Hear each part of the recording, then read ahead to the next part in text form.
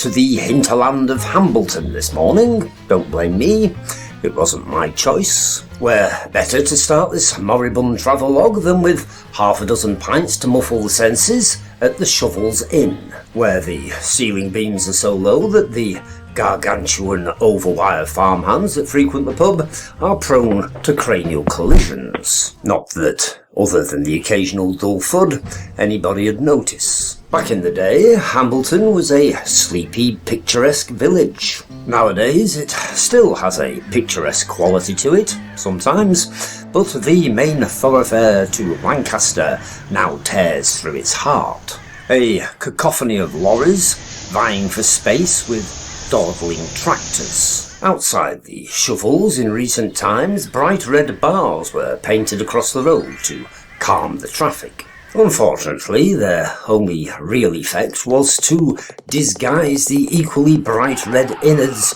of flattened hedgehogs. I'm not saying that Hambleton's boring, but over the past 5 decades, the only exciting thing to take place here was somebody putting a large plastic cow on the roof of their house.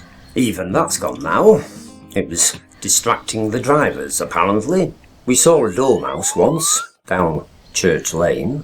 Back to the Shovels, Hambleton's only real attraction, built in 1848. Like most old pubs that don't object to a bit of free publicity, it quickly acquired its own ghost. In the late 19th century, a man staggered in at the front door, covered in blood, claiming that he'd just slaughtered his wife. The local bobby was alerted in Stalmine and promptly cycled down the road to arrest the blood-stained hooligan. George, because that was his name, was found guilty of murder and hanged at Lancaster Castle. Since then, numerous sober customers have witnessed his restless soul haunting the barrels behind the bar. In fact, his visits have become so frequent that he's now known simply as Dark-Haired George. So, what else can we say about Hambleton that won't result in death threats? Well, during the Second World War, a Spitfire crashed into Green Meadow Lane. There was no permanent damage, unfortunately, apart from the pilot, of course. It's still under there somewhere, waiting for England's greatest time of need before it rises again.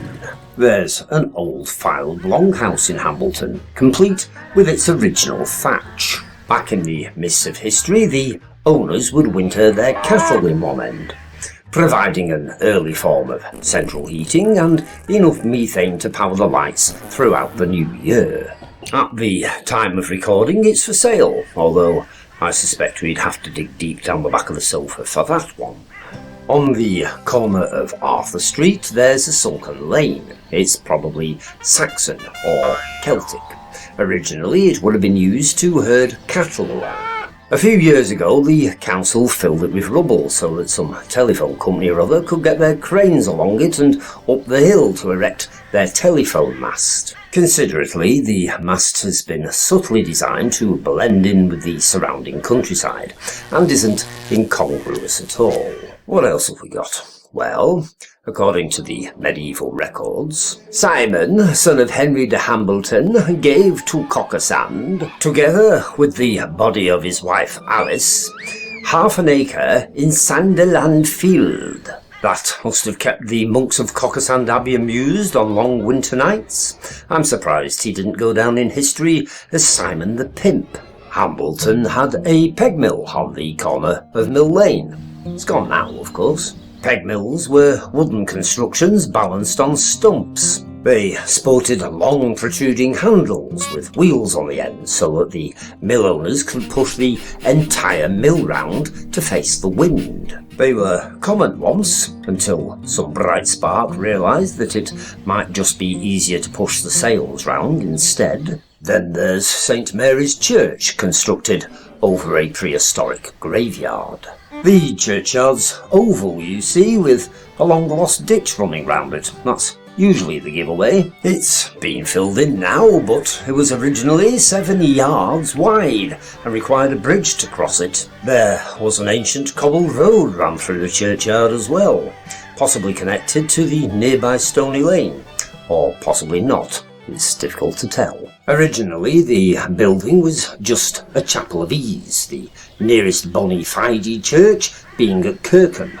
A fair old distance to carry a coffin, even for the gargantuan stuffed toy farmhands of Hambleton, which probably explains why, in 1567, Robert Shireborn applied for and was granted a licence for burials there. In 1882, the vicar of St Mary's was the amusingly named James Henry Bumstead. Just thought I'd throw that in. At the also intriguingly named Boggart's Yate, a triangular intersection of fields and lanes by the Green, where the travelling fairground still provides Hambleton with its annual influx of STDs, lurks a giant invisible cat, apparently. It's about the size of a mellow pig, and likes to rub itself up against unsuspecting people's legs. Then there's Rycroft Hall, currently closed to the public, where during World War II evacuee children were put in storage. Just round the corner from Hambleton, Shard Bridge crosses the River Wyre. On August the 14th, 1908, Norman Renshaw's boat collided with the toll bridge and started to sink. Norman's dog, Jack, having fallen in the river, was unable to swim against the current. Norman jumped in to rescue him. Jack survived. Norman didn't. In fact, Jack went on to live for another 7 years. His gravestone can still be seen in the car park of the Shard pub. Apparently, his canine ghost can often be seen scurrying through the pub doors, especially after several pints. There you go, that wasn't too bad, was it? Don't forget to subscribe and join us again next week for another, hopefully slightly more exciting Lancashire Footnote.